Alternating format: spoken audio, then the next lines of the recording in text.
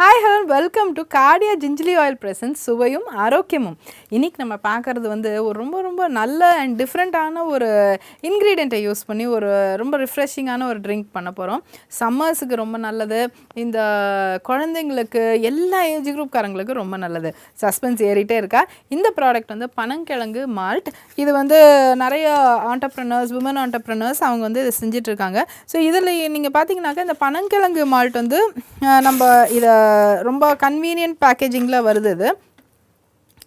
So இதை base பண்ணி நான் ரொம்ப 2 சிம்பிள் ரெசிபீஸ் ஒன்று பண்ண போகிறேன், விச் இஸ் வெரி ரொம்ப நல்ல வர்சடைலான்னு சொல்லுவோம் இல்லையா, யார் வேணாலும் எப்போ வேணாலும் நம்ம பண்ணி சாப்பிட்டுக்கலாம் அப்படிங்கிற மாதிரி. ஸோ அதில் வந்து என்னென்னா, இந்த பனங்கிழங்கு வந்து இந்த பாலில் மிக்ஸ் பண்ணி எப்படி பண்ணுறது அப்படின்னு பார்க்க போகிறோம். செகண்ட் ரெசிபி என்னென்னா தோசை. ஓகே, ஸோ இதை எப்படி பண்ணுறதுன்னு பார்க்க போகிறோம்.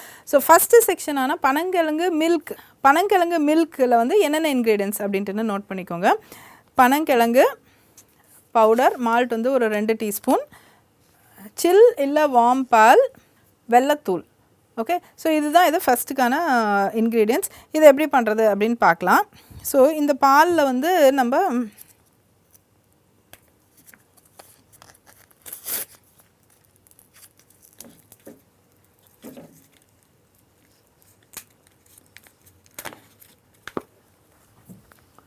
இதோட கலர் பார்த்திங்கன்னா, இந்த மாவோட கலர் பார்த்திங்கனாக்க இதை பாருங்கள், இது அப்படியே ஒரு க்ரீமி கலராக இருக்குது இந்த மாவு. ஸோ வேரியஸ் பேக்கேஜிங்லேயும் இருக்குங்க இது. லைக் உங்களுக்கு வேணும்னா இந்த மாதிரி ஒரு 200 கிராம் பேக்கில் இருக்குது, இந்த மாதிரி சின்ன பேக்கெட்ஸ்லேயும் இருக்குது. So depending upon our use, travel ஃப்ரெண்ட்லியாக இருக்குது இந்த பேக்கெல்லாம். ஸோ இப்போ வந்து முதல்ல கண்டெய்னரில் ஒரு 2 ஸ்பூன் நான் போட்டுக்கிறேன். அதுக்கப்புறம் இது வந்து ஜஸ்ட்டு ரூம் டெம்பரேச்சரான மில்க்கு, கோல்டுன்னு சொல்ல முடியாது, ஹாட்டுன்னு சொல்ல முடியாது.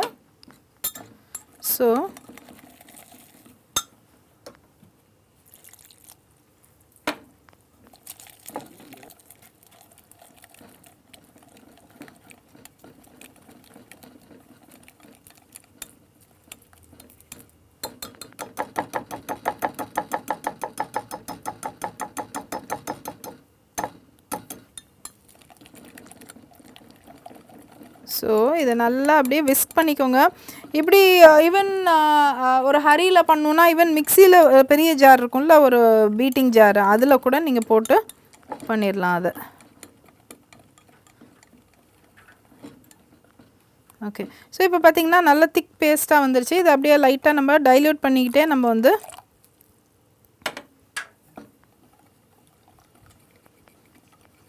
இதில் ஸ்வீட்டனிங் ஒன்றுமே இருக்காது. ஸோ நம்ம வந்து நம்மளோட ஃபேவரட்டான நம்ம ஸ்வீட்னஸ் வந்து நம்ம ஆட் பண்ணிக்கலாம். டயட்டில் இருந்தீங்கன்னா நீங்கள் சுகர் ஃப்ரீ கூட ஆட் பண்ணிக்கலாம். ஓகே, ஸோ இது பார்த்தாக்க நல்ல லிக்விட் கன்சிஸ்டன்சிக்கு வந்துருச்சுங்க இது. இதை வந்து இப்போ வந்து நம்ம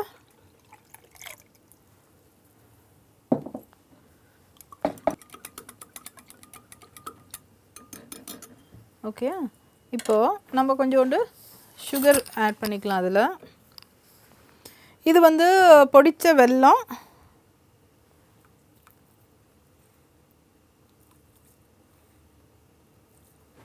நம்மளோட ஸ்வீட்னஸ்க்கு பிடிச்ச வரைக்கும் நம்ம இந்த மாதிரி ஆட் பண்ணி எடுத்துக்கலாம்.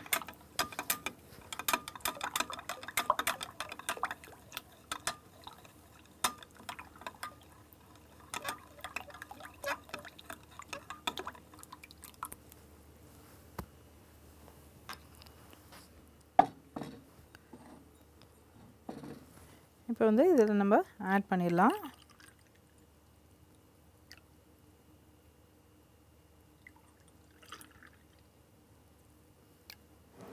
ஓகே, ஸோ இதில் வந்து if you want some additional ரொம்ப அட்ராக்டிவ் இது அப்படின்னாக்க வந்து இதில் லேசாக வாட்டர் ஆட் பண்ணிவிட்டு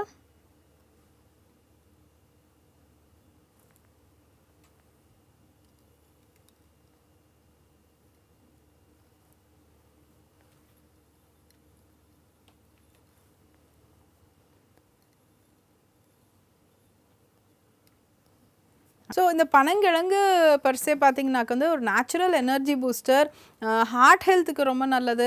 அதே மாதிரி சின்ன வயசுலேருந்து பெரியவங்க வரைக்கும் யார் வேணாலும் சாப்பிட்லாம். அண்ட் எனர்ஜி பூஸ்டர் அப்படின்னு சொன்னேன். ஸோ அதனால் அதை சாப்பிட்டாலே வந்து ரொம்ப ஹை எனர்ஜியாக இருக்கும் அது. அதே மாதிரி கட் ஃப்ரெண்ட்லி, ஃபைபர் ரிச்சுங்க இது. அதனால் வந்து இட் ஹெல்ப்ஸ் எல்லா விதமான கட் ப்ராப்ளம்ஸ்க்கும் இது ரொம்ப நல்லா ஹெல்ப் பண்ணும். And gluten free also. Gluten ஃப்ரீனா நிறைய பேருக்கு வந்து க்ளூட்டன் இஷ்யூஸ் இருக்குது.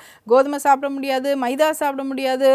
தென் சில நம்ம நிறைய ஒரு இது கண்டென்ட் இருக்கக்கூடிய க்ளூட்டன் கண்டென்ட் இருக்கக்கூடிய பாக்கி சீரியல்ஸும் சாப்பிட முடியாமல் இருக்கும். அவங்களுக்குலாம் இது ரொம்ப ரொம்ப நல்லது இது. ஸோ அதனால் வந்து it's a very good parent root. Parent ரூட்னா இந்த பனங்கிழங்கு மால்ட்லேருந்து அது வந்து பனங்கிழங்குலேருந்து தான் தயாரிக்கப்படுது. ஸோ அதனால் பனங்கிழங்குலேயே இவ்வளோ நற்குணம் இருக்கும்போது அதுலேருந்து ரொம்ப நல்ல விஷயங்களை எக்ஸ்ட்ராக்ட் பண்ணி இந்த மால்ட் செய்யும்போது it is very very healthy. And எல்லா ஏஜ் குரூப்புமே சாப்பிட்லாம். ஸோ இது ஒரு ரெசிபி நான் செஞ்சு காமிச்சிக்கிறேன்.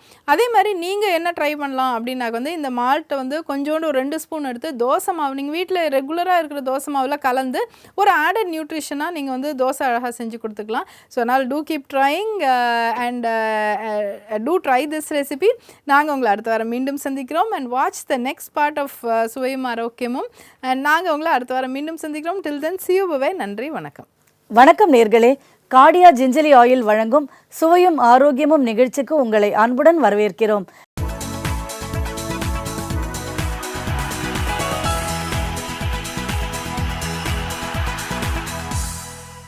இன்னைக்கு நம்ம நிகழ்ச்சிக்கு டாக்டர் அரவிந்த் ராதாகிருஷ்ணன் அவர்கள் வந்திருக்காங்க. அவங்க கிட்ட நம்ம சந்தேகங்களை கேட்டு தெளிவு பெறலாம். வாங்க நேர்களே, நிகழ்ச்சிக்கு போகலாம். வணக்கம் டாக்டர். வணக்கம் மேடம். வணக்கம் நேர்களே. டாக்டர், இப்போது இந்த போஸ்ட் கோவிடுக்கு அப்புறம் எல்லாருமே உலகத்தில் இருக்கிற எல்லாருமே தங்களை ரொம்ப நல்லா ஹெல்த்தியாக வச்சுக்கணுங்கிறதுல, ஆரோக்கியமாக இருக்கணுங்கிறதுல ரொம்ப கேர்ஃபுல்லாக இருக்காங்க. ஸோ நல்ல ஃபுட் சாப்பிட்றாங்க, ரெகுலர் எக்ஸசைஸ் பண்ணுறாங்க, அதோட கூட இன்னொன்று செய்கிறாங்க, மாஸ்டர் ஹெல்த் செக்கப். ஸோ எல்லாருமே வந்து ரெகுலராக நம்ம வந்து அதை அந்த மாதிரி ஆரோக்கியமாக இருக்கணும்னா நம்ம உடம்புல மாஸ்டர் ஹெல்த் செக்கப் பண்ணி நம்ம கரெக்டாக பார்த்துக்கணும் அப்படின்னு நினைக்கிறாங்க. ஆஸ் அ டாக்டராக இதை நீங்கள் எப்படி பார்க்குறீங்க? ஹெல்த் செக்கப்ங்கிறது அவசியமா? ஸோ மேடம், நீங்கள் கேட்டது வந்து ரொம்ப ஒரு இம்பார்ட்டண்ட்டான ஒரு இஷ்யூ. இப்போது ஒரு 15 வருஷம் முன்னாடி கூட என்னென்னா ஒரு டெஸ்ட் எடுக்கணுன்னா ரொம்ப காசு அதிகமாக இருக்கும். அதே மாதிரி அந்த டெஸ்ட்டுக்கான வேலிடிட்டி ரொம்ப கம்மியாக இருந்துச்சு. ஆனால் இப்போது டெக்னாலஜி நிறைய வந்ததுனால, அதே மாதிரி டெஸ்ட்ஸுமே இப்போ நிறைய இடத்துல அதோட அந்த பேட்ரின்னு சொல்லுவோம், அதை நம்ம ரெடி பண்ணுறதுனால நிறைய டெஸ்ட்டு இப்போ ரொம்ப சீப் ரேட்டுக்கு ஆனால் நல்ல தரமான டெஸ்ட்டாக கிடைக்கிது. இதென்ன தான் நம்ம வந்து அட்வான்டேஜ் எடுத்து ஒரு ஹோல் பாடி செக்கப்னு பண்ணியிருக்காங்க. வேறு நம்மளுக்கு பாடியோட பயோகெமிக்கல் அண்ட் மைக்ரோபயாலஜிக்கல் வேல்யூஸ் எல்லாமே நம்மளுக்கு கிடச்சிரும். இது வந்து ஆனால் இது வந்து ஒரு டேட்டான்னு நம்ம ரொம்ப கிளியராக நம்ம புரிஞ்சுக்கணும். இந்த டேட்டா வச்சு மட்டும் நம்ம பேஷண்ட்டை ட்ரீட் பண்ணக்கூடாது, பேஷண்ட்டாக நம்ம ஃபஸ்ட்டு பார்க்கணும். எஸ் டாக்டர், அது கரெக்டாக புரியுது. இப்போது நீங்கள் சொன்ன மாதிரி அந்த டேட்டான்னு சொல்கிறீங்க இல்லையா, இவங்க வந்து அந்த ரிசல்ட் வந்த உடனே டாக்டரை கன்சல்ட் பண்ணாமல் முதல்லையே அவங்க பார்த்துட்டு அந்த ஒரு இன்டர்வல் கொடுத்துருப்பாங்க. அதில் ஒரு ஸ்லைட் வேரியேஷன் வந்திருக்கும் சில இதில் அந்த டெஸ்ட்டில். அதை பார்த்த உடனே இவங்களே பேனிக் ஆகிட்டு அதை டெஸ்ட் எடுத்ததை விட வேர்சன்னா அந்த ஹெல்த் போகிற மாதிரி ஆகிடுறது. ஸோ இப்போ இந்த இன்டர்வல் வந்து இப்போது ஒரு இப்போ ஃபார் இன்ஸ்டன்ஸ் பிபின்னு அப்படின்னு நீங்கள் பார்த்தீங்கன்னா முன்னெல்லாம் 80 to 120 இருந்தது. இப்போ வந்து அதை 70 to 110 ஆக்கிட்டாங்க. கேட்டால் இப்போலாம் ஸ்ட்ரெஸ்ஸு ஜாஸ்தியாக இருக்குது, இன்னும் கண்ட்ரோலில் இருக்கணுங்கிறாங்க. பட் இதெல்லாம் ஒரு காமன் மேனுக்கு புரியல. இந்த இன்டர்வல் வந்து எப்படி அவங்கள பாதிக்குது, எதை மாதிரி நம்ம அதை மனசில் வச்சுக்கலாம்? ஸோ மேடம், இது நான் திருப்பி சொன்ன மாதிரி இந்த மாஸ்டர் செக்கப்புங்கிறது வந்து பயோகெமிக்கல் வேல்யூஸ், சரியா? இது வந்து ஹியூமன்ஸ்னால் எல்லாருக்குமே ஒரே மாதிரி இருக்கணும், அப்படியே இருக்கணுங்கிறது அவசியம் கிடையாது. கொஞ்சம் மேலே கீழே போகலாம். அந்த அக்கார்டிங் லேப்லேயே ஒரு நார்மல் லிமிட்டுன்னு சொல்லி கொடுப்பாங்க. அந்த நார்மல் லிமிட்டுக்கு மேலேயும் சில டைம் சில பேருக்கு இருக்கலாம். அது ஏன்னா இப்போ நம்ம பிளட் டெஸ்ட்னு எடுக்கிறது ஒரு ஸ்க்ரீன்ஷாட் எடுக்கிற மாதிரி, இல்லை ஒரு ஃபோட்டோ எடுக்கிற மாதிரி. பாடியில் 5 லிட்டர் பிளட் இருக்குது, ஆனால் நம்ம எடுக்கிறதோ வந்து ஒரு 5 ml பிளட்டில் எடுத்து தான் நம்ம வந்து என்ன இருக்குங்கிறத குத்துமதிப்பாக ஃபுல் பாடியில் என்ன இருக்குங்கிற ஐடியாவில் நம்ம யோசிக்கிறோம். இப்போ இது வந்து சடனாக இப்போ முந்தின நாள் நம்ம எக்ஸசைஸ் பண்ணிட்டு போயிருக்கோம், இல்லை ஒரு வாரம் தண்ணி குடிக்காமல் போயிருக்கோம், இல்லை ஒரு வாரம் கொஞ்சம் ஸ்ட்ரெஸ் அதிகமாக இருந்துச்சுன்னா அந்த ஸ்க்ரீன்ஷாட் எடுக்கும்போது கொஞ்சம் மாறுதல் இருக்க தான் செய்யும். அந்த டைல்யூஷனரி பிரின்சிபல்ஸ்னு நம்ம சொல்லுவோம். நம்ம வந்து நீர் சத்து அதிகமாக இருந்துச்சுன்னா வேல்யூஸ் எல்லாம் கொஞ்சம் குறைஞ்ச மாதிரி காமிக்கும், நீர் சத்து கம்மியாக இருந்துச்சுன்னா வேல்யூஸ்லாம் கொஞ்சம் அதிகமாக இருக்கிற மாதிரி காமிக்கும். இந்த ஒரு விஷயம் நம்ம எப்போதுமே மைண்டில் வச்சுக்கணும் நம்ம இந்த வேல்யூஸ் ரீட் பண்ணுறதுக்கு முன்னாடி. இதே மாதிரி செகண்ட் நீங்கள் கேட்ட விஷயம் பிபி வேல்யூஸ் பற்றி என்னென்னா, வைல் நார்மல் ரேஞ்ச் வந்து ரொம்ப மாறலை, அதே ரேஞ்சில் தான் இருக்குது. கிளாஸிஃபை பண்ணியிருக்காங்க பிபியை, that is mild, moderate, severe, அந்த மாதிரி நிறைய கிளாஸிஃபிகேஷன்ஸ் இருக்குது. இதில் என்ன நம்மளுக்கு அண்டர்ஸ்டாண்ட் பண்ணிக்கணும்னா, நம்ம வந்து ஒரு பிபி எடுக்கிறோன்னா நம்மளுக்கே ஒரு பதட்டம் இல்லை படபடப்பு இருக்கும். நம்ம வேல்யூ என்ன வரப்போகுதுங்கிற ஒரு படபடப்பு இருக்கும். நம்ம இதுவும் அண்டர்ஸ்டாண்ட் பண்ணிக்கணும், தட் பிரெயின் வந்து ஹார்ட்டை நிறைய விஷயத்தில் கண்ட்ரோல் பண்ணுது. ஸோ இந்த படபடப்பு வரும்போது ஆட்டோமேட்டிக்காக கொஞ்சம் பிபி அதிகமாக தான் ஆகும். நம்மளே சொல்கிறோம் இல்லை, நம்ம எனக்கு படபடப்பாக இருக்குது, கொஞ்சம் பிபி அதிகமாக இருக்கும் போல் இருக்குன்னு நம்ம சொல்கிறோம் இல்லையா.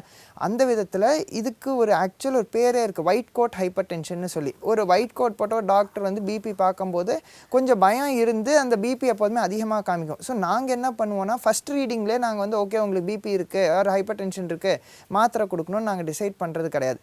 ஒரு ரிப்பீட் வேல்யூ எடுப்போம், ஒரு 20 மினிட்ஸ் கழிச்சு எடுப்போம். திருப்பியும் அதிகமாக இருந்துச்சுன்னா கொஞ்சம் ஒரு ஸ்மால் டாக்னு சொல்லுவோம், இந்த மாதிரி எந்த ஊர் நீங்கள் எப்படி இருக்கீங்க எல்லாமே ஒரு அவங்கள இன்னும் கொஞ்சம் கம்ஃபர்டபுள் ஆக்கிட்டு அதுக்கப்புறம் அவங்க ரியலைஸே பண்ணாமல் பேசிக்கிட்டே இருக்கும்போது ஒரு பிபி எடுத்து பார்ப்போம். இதில் தான் நம்மளுக்கு ஆக்சுவல் வேல்யூ கிடைக்கும். ஸோ இது ரெண்டுத்தில் என்ன நம்மளுக்கு புரியுதுன்னா, இது வந்து ரொம்ப ஸ்பெசிஃபிக் ஆர் இந்த மாதிரி டேட்டா ட்ரிவன் கிடையாது, இதில் ஒரு ஹியூமன் டச் இருக்குது. அதனால் நீங்களாக இந்த வேல்யூஸை நம்ம நெட்டில் போட்டு இன்டர்நெட்டில் போட்டு அதோட அர்த்தங்களை கண்டுபிடிக்கிறத விட்டு ஒரு டாக்டர்கிட்ட கன்சல்ட் பண்ணிங்கனாலோ இல்லை ஈவன் ஒரு லேப் ஸ்பெஷலிஸ்ட் கிட்ட நீங்கள் கன்சல்ட் பண்ணிங்கன்னா அவங்க நிறைய விஷயங்கள் சொல்லுவாங்க. எப்படின்னா, இப்போ கொஞ்சம் அதிகமாக இருக்க வேல்யூஸ்னால் அது வந்து எதா வேணாலும் இருக்கலாம்.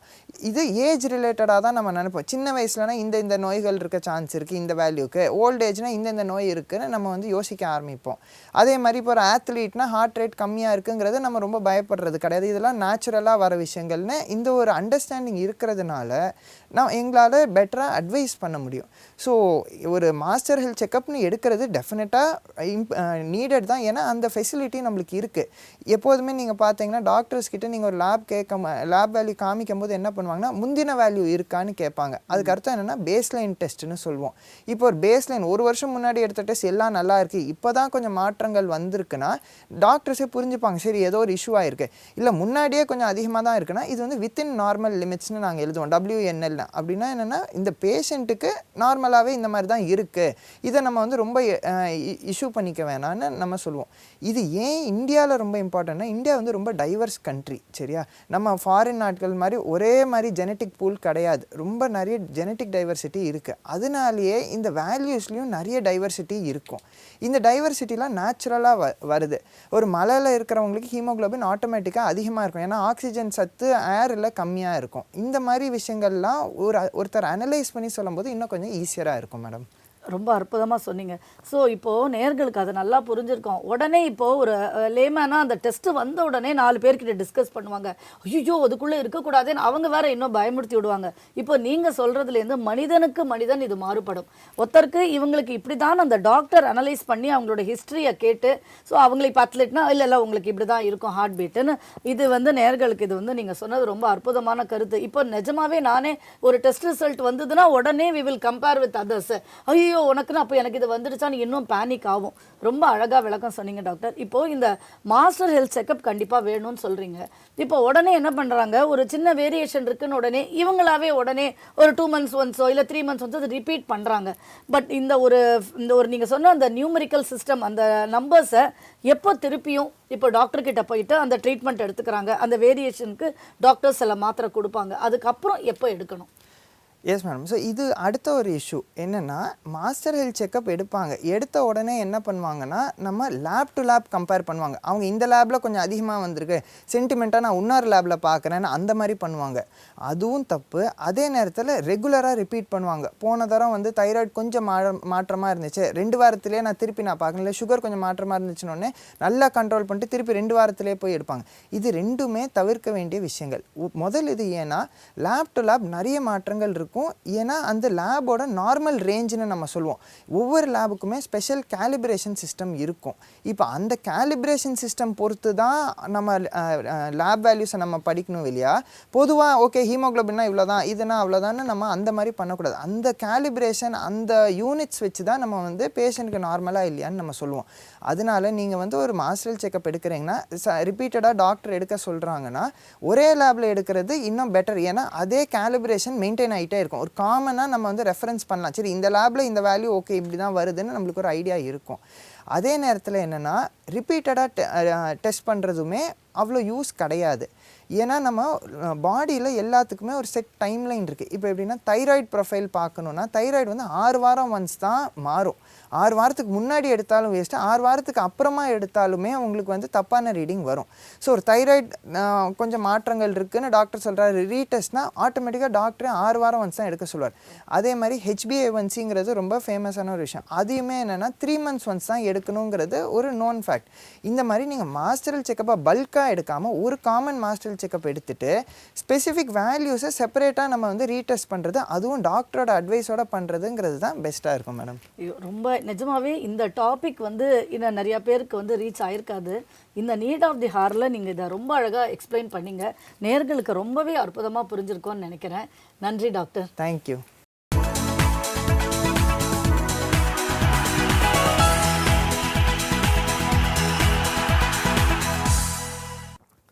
வணக்கங்க. மறுபடியும் உங்கள் எல்லாரையும் டிப் ஆஃப் த டே அந்த செக்மெண்ட்டில் சந்திப்பதில் ரொம்ப சந்தோஷமாக இருக்குது. இப்போ நாங்கள் நிறைய யங்ஸ்டர்ஸ் வந்து ஃபீட்பேக்கில் என்னென்னா, நம்ம இப்போ உலகமே நமக்கு ஒரு மேடை அப்படின்னு எல்லோரும் சொல்லும்பொழுது அதை பற்றி எங்களுக்கு ஏதாவது ஒரு டிப்பு சொல்லுங்கள், இல்லையா அந்த ஆங்கிளில் டிப் சொல்லுங்கன்னு கேட்குறாங்க. அதில் நான் உங்கள் எல்லாருக்கும் சொல்லக்கூடியது என்னக்க, உலகமே மாறிக்கொண்டிருக்கிறதுனால நம்மளும் அதுக்கு தகுந்த மாதிரி மாறணும் அப்படிங்கிறது தான் டிப்பு. ஸோ இது என்ன நம்ம மீன் பண்ணுறோன்னா, இன்றைக்கி ஒரு உலகத்திலே நிறைய இன்னோவேஷன்ஸ் வருது, புதுசாக திங்ஸ் வந்துட்டுருக்கு.